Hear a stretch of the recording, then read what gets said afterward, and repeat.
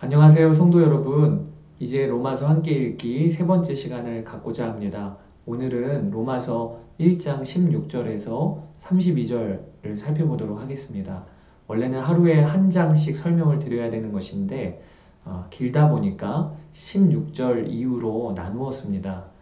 이제 다시 한번 좀 설명을 들어보도록 하겠습니다. 15절까지 바울은 로마에 있는 성도들에게 인사를 마쳤지요. 또 그들과 피차 안위함을 얻고 싶다. 이렇게 자기의 속마음을 나누기도 했습니다. 이제 바울은 로마서를 쓰는 자신의 가장 중심된 마음을 나눕니다. 자신이 하나님의 복음을 받은 자로서 바울은 이 복음을 로마의 성도들에게도 나누겠다라고 합니다. 그러면서 로마서의 전체 주제와 같은 말씀을 하세요. 그것이 16절, 17절입니다. 여러분 함께 읽어볼까요? 내가 복음을 부끄러워하지 아니하노니 이 복음은 모든 믿는 자에게 구원을 주시는 하나님의 능력이 됨이라. 먼저는 유대인에게요 그리고 헬라인에게로다. 복음에는 하나님의 의가 나타나서 믿음으로 믿음에 이르게 하나니 기록된 바 오직 의인은 믿음으로 말미암아 살리라 함과 같으니라. 여러분, 하나님의 복음은요 차별이 없습니다. 유대인에게나 이방인에게나 또 부유한 자나 가난한 자나 주인이나 종이나 남자나 여자나 상관없이 복음은 누구나 믿음으로 받을 수 있고 믿음으로 누릴 수 있는 하나님의 선물입니다.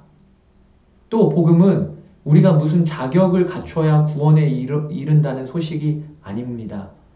오히려 반대로 하나님이 자격 없는 우리를 의롭게 되는 길을 여셨다는 소식이 복음입니다.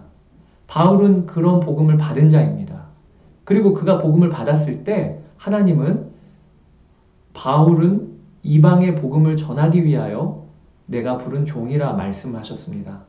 그러니까 바울은요, 자기만 복음을 받고 구원받는 계획으로 하나님이 나를 구원하신 게 아니고 내가 이 복음을 이방인에게 전하도록 하나님이 나를 쓰시고자 나를 부르셨다는 것을 알았기에 그는 이방인들을 보면 내가 빚진 자다. 왜냐하면 저들 때문에 내가 구원을 받은 나를 사랑하셔도 구원하셨지만 또 저들 때문에 내가 구원을 받았기에 나는 빚진 자다.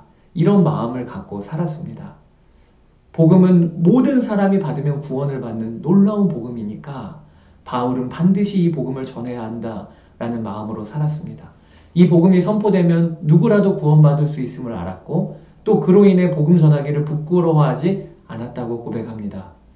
자, 이제 바울은 그 믿음으로 로마에 있는 성도들에게 복음을 전하려고 합니다.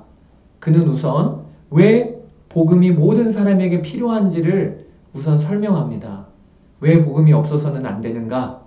그것을 설명하는 내용이 로마서 1장 18절부터 3장 20절까지 이어지는 것입니다.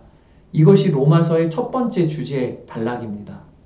여러분, 제가 미리 말씀을 드릴게요. 왜 복음이 모든 사람에게 필요할까요?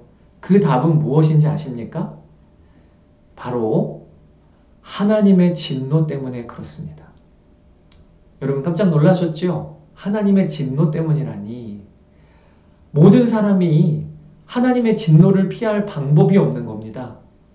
하나님의 무서운 진노가 우리를 기다리고 있는데 그것이 유대인에게나 헬라인에게나 피할 방법이 없는 것입니다. 여러분 이것을 알고 계셨습니까? 우리는 하나님의 진노를 받게 되어 있었습니다. 그래서 복음이 필요한 것입니다. 왜냐하면 복음이 아니고는 우리가 하나님의 진노를 벗어날 방법이 없기 때문에 말입니다. 자, 이제부터 로마서 1장 18절부터 32절까지 살펴볼 것인데 바울은 우선 이방인들을 향해 너희들이 하나님의 진노를 피할 방법이 없다라고 외칩니다. 로마서 1장 18절에서 32절을 한마디로 정리한다면 다음과 같습니다. 이방인들이여, 당신들을 향해 하나님이 진노하고 계시며 하나님의 진노를 피할 방법이 없어. 이게 32절까지의 내용입니다. 여러분, 왜 하나님이 이방인들을 향해 진노하고 계실까요? 그것은 하나님을 모르는 이방인들이 불의와 불경건으로 진리를 가리고 있기 때문이라 본문은 말씀하고 있습니다. 예를 하나 들어볼게요. 일본이 독도를 우리 땅이라고 하면 대한민국 국민인 우리는 어떤가요? 분노하죠. 왜냐하면 그들이 진리를 왜곡하고 있기 때문에 그렇습니다. 이것은 하나님도 마찬가지이십니다. 하나님이 천지를 창조하시고 사람을 지으셨어요.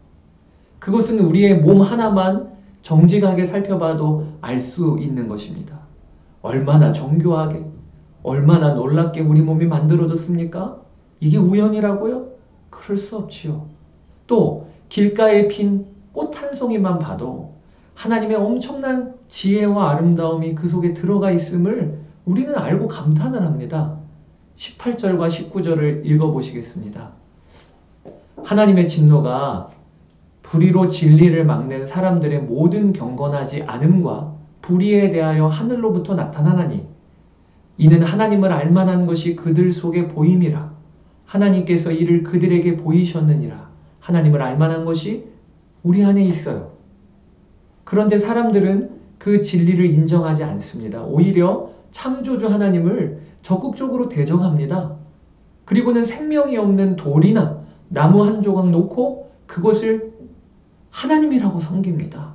더 나아가서 자신의 욕심과 정욕을 따라 하나님이 정해주신 질서를 어기고 죄를 쫓는 일에 급급합니다.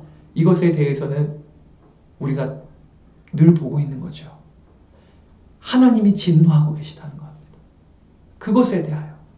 그래서 하나님의 진노가 하나님을 대적하고 있는 이방인들을 기다리고 있습니다.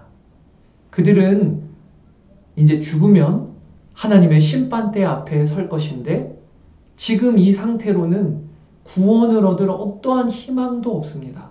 하나님의 진노를 그대로 받을 것 되니까요.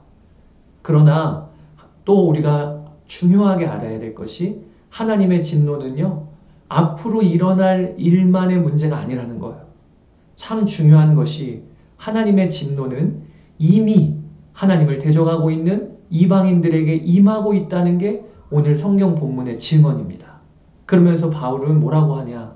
이미 하나님의 임하고 있는 하나님의 진노가 무엇인지를 밝히고 있습니다. 여러분, 지금 하나님을 모르는 이방인들, 즉 세상 사람들에게 임하는 하나님의 진노가 무엇일까요? 그것은 바로 하나님이 내버려 두시는 겁니다. 하나님이 부끄러운 정욕대로 사는 이방인들을 내버려 두십니다.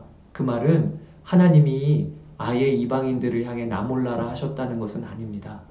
하나님은 여러 방법으로 이방인들에게 지금도 하나님을 알리시고 그리고 그들을 구원하기 원하십니다. 그러나 그들은 끝까지 마음에 하나님 두기를 싫어합니다. 왜냐하면 하나님 그분 자체가 왕이시니까 하나님을 마음에 모시는 일과 함께 반드시 거쳐야 할 것이 내가 왕된 삶을 포기하는 것이거든요. 그래서 그들은 그게 싫은 거예요.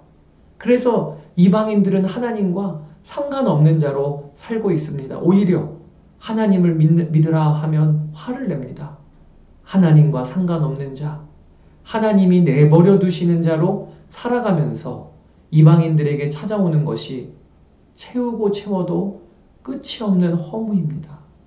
마음에 하나님 계셔야 할 자리가 텅 비어 있으니 그 자리를 돈, 술, 이성, 온갖 음란과 탐욕으로 채우는 거지요.